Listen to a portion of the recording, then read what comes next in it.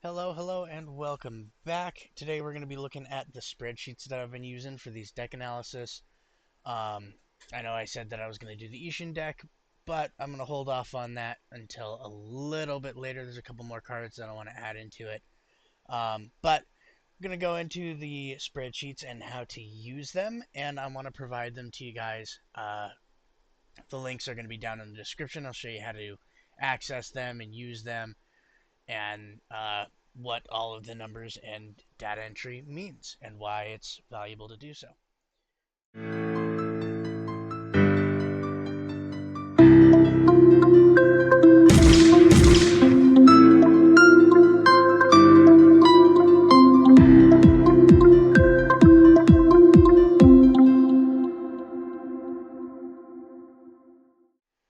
All right, so I know that there's a lot of different tools that you can use for deck analysis and things like that, such as Tapped Out or Moxfield, but I found that they each measure different things that the other doesn't.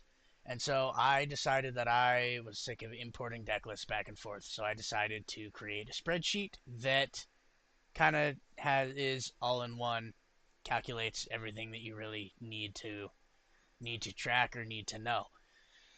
So I created this. Now, the first thing that you're going to notice as you look at the links down in the description here in the video is that there are 4 different links to 4 different documents. Each of those documents are different color combinations. So, for example, we've got one that's monocolored and colorless. We've got another one that's 2-color decks, another one that's our tricolor template, and then a 4th one down there at the bottom that is the 4 and 5 color decks. Um, so pick the document that suits the deck that you're trying to build or you're trying to analyze here, open it up, and then once you do, you're going to go to File at the top corner here, make a copy. Now this is going to be really important because unless you make your own copy of this, you're not going to be able to edit it because I'm going to keep them protected so that people don't come in and mess with them. So you can guarantee that when you make a copy of it, you're making a copy from a template that is solid, that hasn't been tampered with or anything. So it'll all be working just fine for you. So yeah, you're going to want to go to File, Make a Copy. And what that'll do is it'll create another file identical to this one onto your Google Drive. And if you want to, you can do this for all 4 of the template documents and just have your own set of 4 templates that you can just go in and duplicate as you create decks and whatever. Totally fine. But you are definitely going to want your own copy of these in order to be able to use them. So click Make a Copy, and then you'll end up with a document that looks almost exactly like this. Down at the bottom, you'll see you have, we're going to use our tricolor here as an example. You can see you have a list of all of the tricolor combinations in MTG that are possible. Each one has their own spreadsheet. So you're just going to navigate down here to the proper color combination of the deck that you're using and delete all the other ones. So you can just click on this, right click, delete all of the ones except for the color combination that you're going to be running. So once you've done that, then you can rename this from copy of to whatever your deck name is, and you'll be good to start.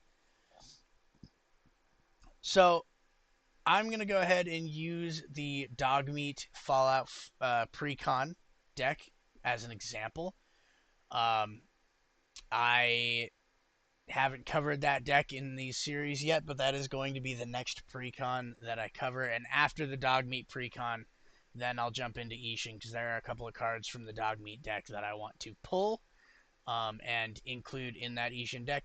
But for the sake of these spreadsheets, we'll go ahead and use the Dogmeat precon deck. So there it is, all filled out and ready to go. But I'm going to go ahead and walk you through how to do it and what all of the numbers mean. So this top gray box, all of them have this row here that's a different shade. That's the grayed out like that. If you look at the tricolor template, you see there's the gray, there's the gray, there's the gray. That's the slot for your commander. There's a little bit of a different color to help it stick out from all of the other rows. So I put in dog meat ever loyal. And in this first column here, underneath the big 100, that is the number of instances of this card in the deck. So we're running Commander, so you notice that most of this column is 1 all the way down until we get to here, which is basic lands. Basic lands, I've got a couple different numbers in there, but all the rest of them are 1 because Commander is a singleton format, right? So most of the time, that's just going to be a 1. Then we have CMC here. So dog meat is a 3 cost. So I entered 3 right in here. You'll notice right up above this 2.85. So as you go and you add cards to this deck, to the deck, and add CMCs, it will take the average of them and drop it here as your average CMC. It does not calculate CMC with lands. I don't really see a value in having that, an average CMC including lands as 0 costs, because that doesn't really give you an idea of how low to the ground your deck actually is. So this spreadsheet doesn't even calculate that.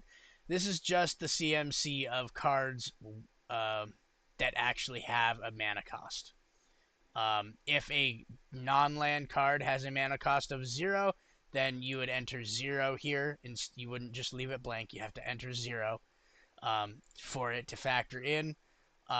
But if you don't enter anything in, as down here we're looking at the lands, you see there's no CMCs added. It will not factor those into this calculation here. So, that being all said, enter your CMCs down here.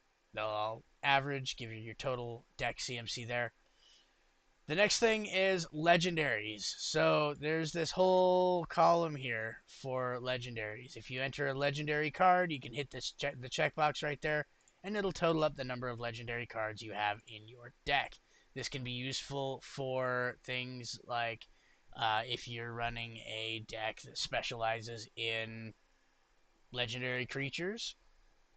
This will tell you how many of them are in your deck and what percentage of your deck they are. Interesting thing of note, the percentage is always going to equal the number of cards, because there's a 100 card deck, and 1 card out of a 100 card deck is 1% of your deck. So just an interesting thing worth noting there. Legendaries, planeswalkers, instant, sorcery, creature, artifact, or enchantment. Dog meat here, we're looking at our commander, right? He's a legendary, so we check that. He's not a planeswalker, definitely not an instant or a sorcery. Is a creature, not an artifact, and not an enchantment. So I ticked creature right there. If, for example, down below right here, we look at the Mr. Gutsy entry, we see that he's not a legendary, but he is a creature and an artifact. Go ahead and just check both of those boxes. There's no issue with doubling up on that.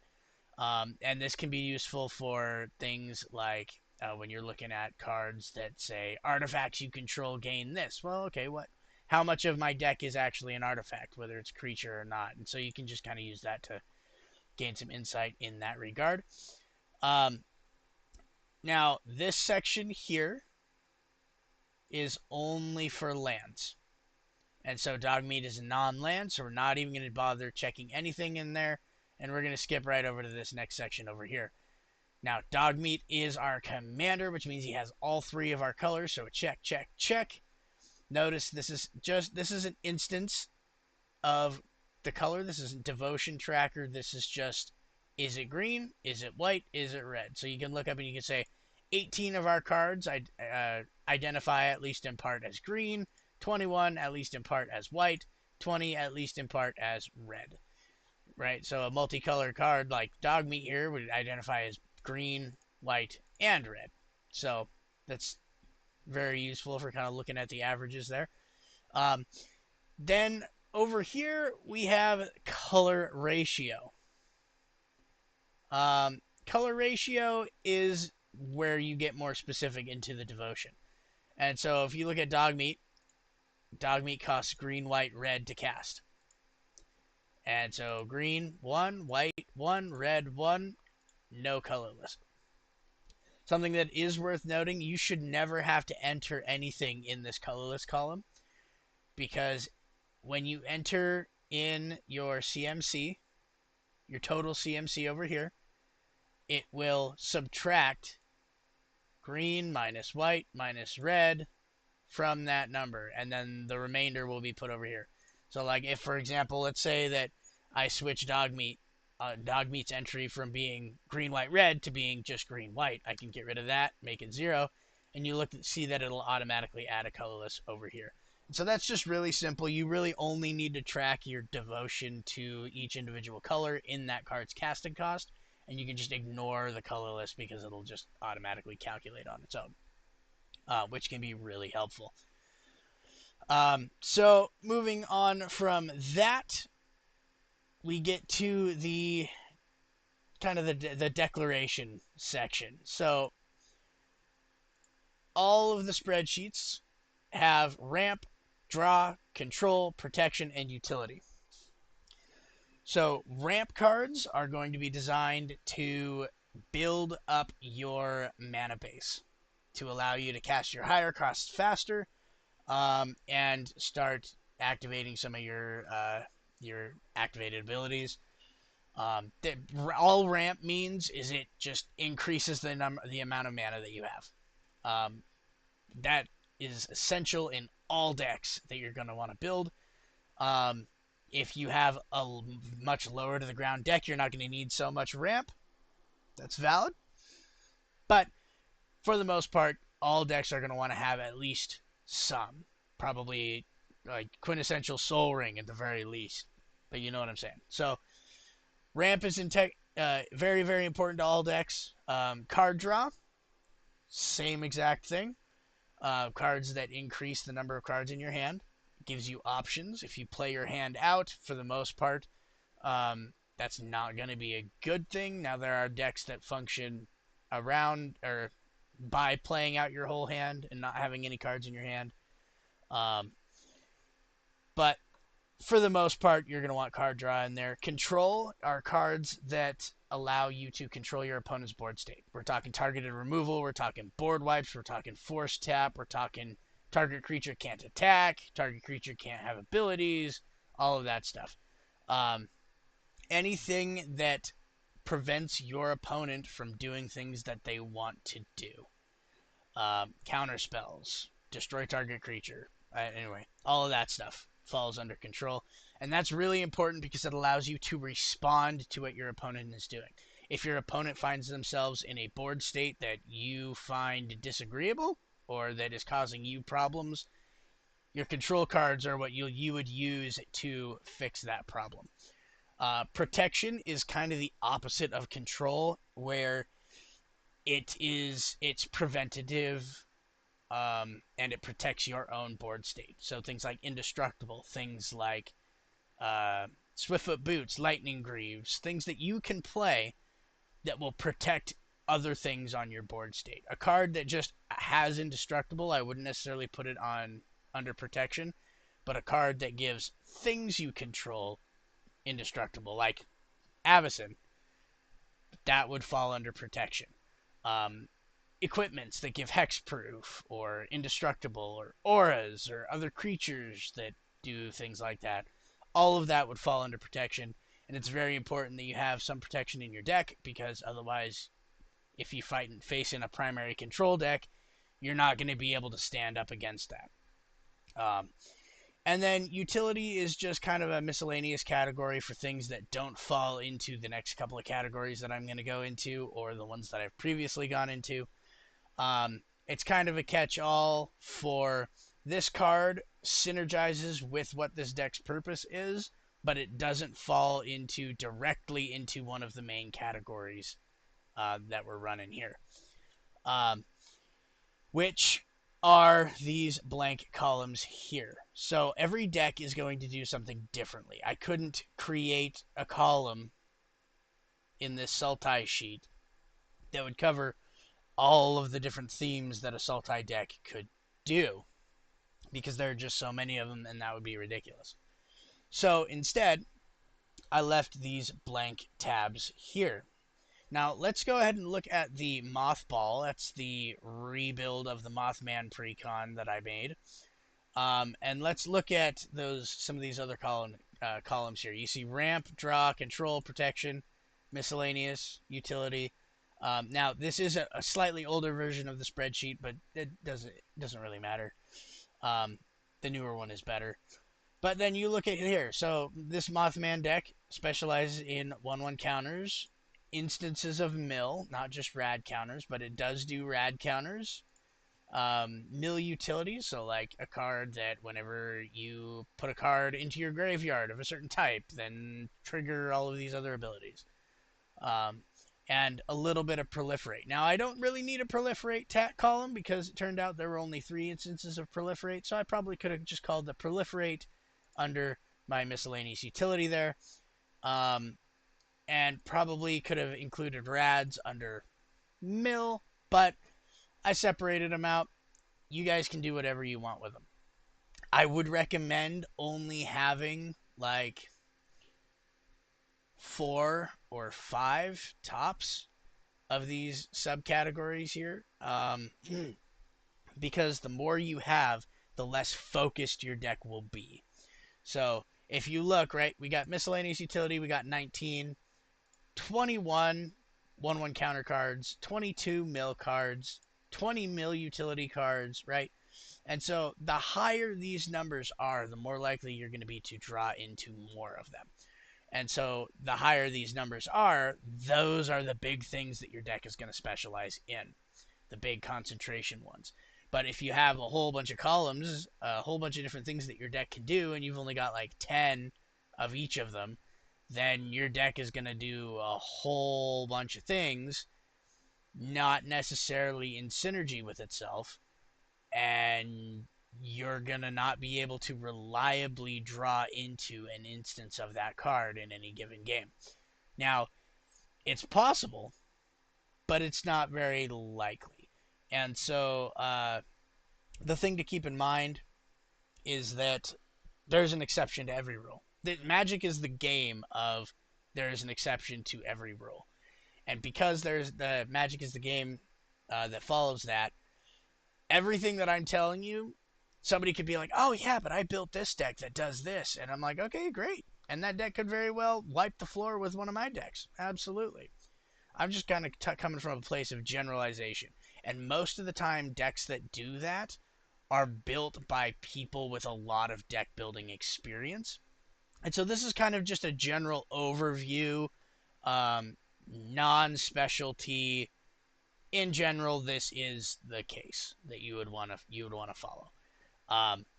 Now, that being said, this Mothman deck here has 5 categories. Probably should have gone with 4, maybe even 3 by getting rid of the rads and the proliferate. But I'm just using that as a example.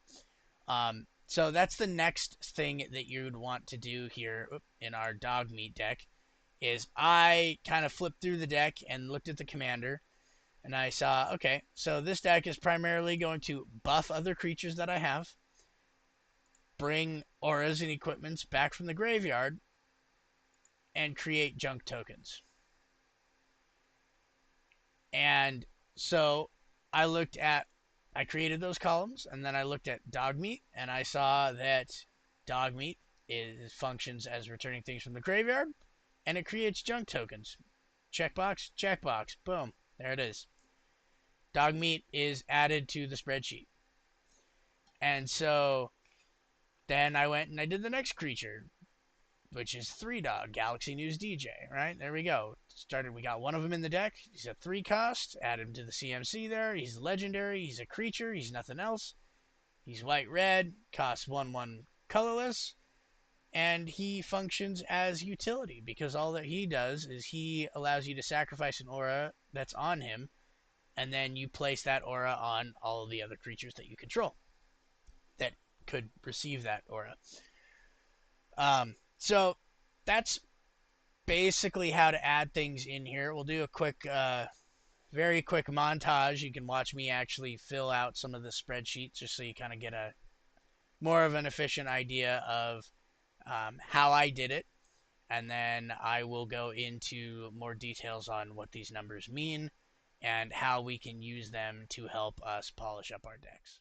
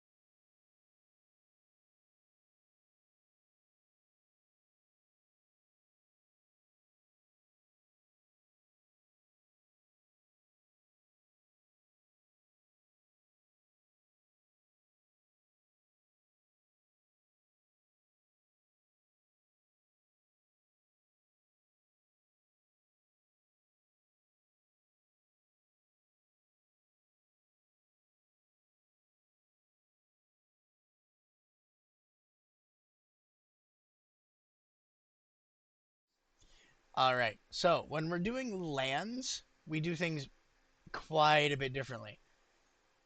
Like I said, no CMC gets added into this column here. If it's a legendary land, go ahead and check the legendary box here. Um, but leave all of this blank. And all of this too. And all of this too. All you really need to do is check what colors of mana it produces. So, mountains, we have 4, so we enter 4 mountains in here. We check the red checkbox, and it adds, you can see 12. Click the red checkbox, it adds 16 because we have 4 of them listed over here. Boom, that's it. Forests, we got 4 of them there. Check the green mana box, adds 4. Boom. Plains, same thing. Check the white box, adds 4 white mana producers. More complicated lands, such as Command Tower, what we're going to do is we're going to check green, white, and red because that is what the Command Tower produces. This column underneath the lands, you'll never have to check that because it'll automatically tick it for you. You can see if I uncheck this Temple of the False God colorless tick here, you can see that it removes that from the number of lands total, or from registering it as a land. That's just a simple automation for simplicity's sake. So you just really need to bother with these 3 columns here. And dual lands here. Like, for example, we got Sun Petal Grove. That's a white green, so boom, boom, and then done, right? Very simple. More complicated lands, such as Evolving Wilds or Terramorphic Expanse, they don't actually tap for any sort of mana. So what you got to do for that one is you just click on this box right here, and you just hit the number 1 and hit enter. That's all you got to do. And what that does is it says, yes, this is a land, but it doesn't tap for any mana at all. So you can leave this blank and still make that 1. So Evolving Wilds and Terramorphic Expanse are lands that that you can play them, and then you can tap them and sacrifice them to die for a specific basic land and put it onto the battlefield tapped. So while they don't tap for mana, they count as ramp cards. And so I checked the box over here, right? Most lands, I don't check that ramp box. Just lands like Myriad Landscape, Terramorphic, Evolving Wilds, Ash Barrens, which has basic land cycling, things that in and of themselves, whether they do or not tap for mana, things that you can use to gain more, to build up that base. I would mark as ramp here. But then you also get some of those specialty lands that form a general purpose, that actually serve a function. So like Rogue's Passage, you can pay mana and tap it to give a creature unblockable, right? Well, that's a utility ability, right? Path of Ancestry, if you use that mana that it produces to cast a card that shares a creature type with your commander, then you scry 1, right? Utility. We got couple of other ones in here, and you can see that the check marks are kind of scattered around here. That is perfectly fine because we definitely want to include those in our total counts up here. But we don't want to touch any of this or any of this because we don't want to disrupt any of those numbers. Now, once we have all of our lands input, we can do some basic analysis here.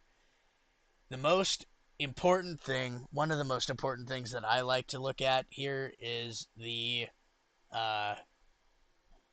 color balance. So if we look, we have 18 of our lands are able of tapping to produce a green mana. 16 of our lands are able to tap to produce a white mana, and 16 of our lands are able to tap to produce a red mana. Now these numbers are taken independently of each other, because as we know, we have dual lands that can tap for either a white or a red. Well, that land is counted here, and it's also counted here. So we don't have, if we totaled this up, we would not have our total number of lands, because we have some counted twice. That's okay. This is just the ability that we have to produce this mana in our decks. So we got 18 green, 16 white, and 16 red. Well, we can compare that. First, we can look at our color identity. So we've got 18 green cards, non-land cards, in our deck, 21 white non-land cards in our deck, and 20 red non-land cards in our deck.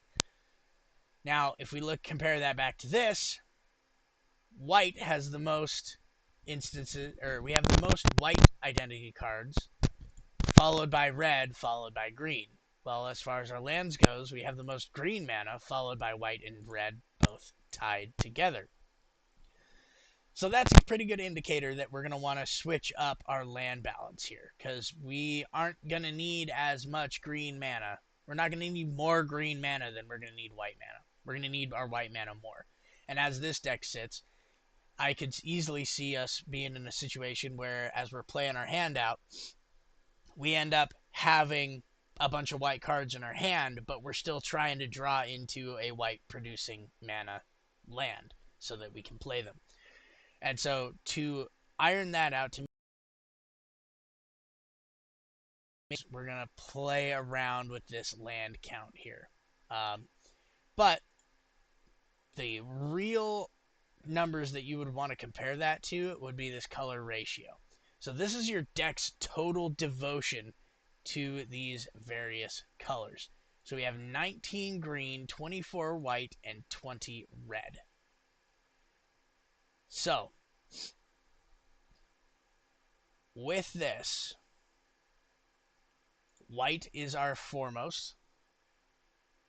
Red is following behind by 4. And green is following behind by 1. They're relatively close, but 24 to 19, that's a 5 devotional difference. So we probably want to represent that, because that does still make a difference. Now, if, for example, we only had one green, one total devotion to green in our whole deck, which we shouldn't, but let's say we do, we wouldn't want to only have one green producing land in this entire deck, because then you would need to get that one green producing land and that one green card at the same time in order to be able to play it. So you don't want these ratios to necessarily exactly equal. You want them relatively close, but representing the differences here. So here's the solution that I ended up coming to, um, which I will go over this in more detail when I actually do the dog meat precon. But down here at the basic lands, let's just switch this down to 1 forest, 5 mountains, and 6 plains. Now if we look over here, we got 18 white, followed by 17 red, followed by 15 green. 24 white, followed by 20 red, followed by 19 green. That works pretty well for me, and you guys can adjust this as you want. You can play it and you'll be like, you know what? I feel like I need another green land in there. You can pull one from the white and go 17, 17, 16. That's perfectly fine. Uh, and so this just allows you to visualize it and see the actual number comparisons, so that you can polish out that mana base and make sure that you're getting the colors that you need at the moments that you need it. Another thing that this deck that these spreadsheets are really good at is they allow you to visualize what your deck actually does. Like I was showing you in the Mothball deck. I thought that I had more Proliferate in this deck when I started doing this spreadsheet, and it turns out that I didn't. And so this deck doesn't really do Proliferate. And it also doesn't really do Rads. I mean, it does a little bit, but not a whole lot. This deck is mostly a 1/1 counter, a mill deck, and a mill utility. Now, I'll go into more detail later on in a future video about how much of each of these kinds of or each of the types of cards that you want to have in a deck on average. Exceptions, of course, for specific decks. But anyway, this is how you use the spreadsheets, kind of just a general overview. I hope this is helpful for you. I hope you guys enjoy using these spreadsheets, and I hope that they allow you to really be able to understand the mechanics behind the decks that you're designing. I will catch you guys next time in the next video that I do, which, well, like I said, will be more about how to build your own decks, and then we'll jump right back into deck analysis, looking at the Dogmeat Precon. But either way, thanks for watching. Like and subscribe. I'll catch you next time.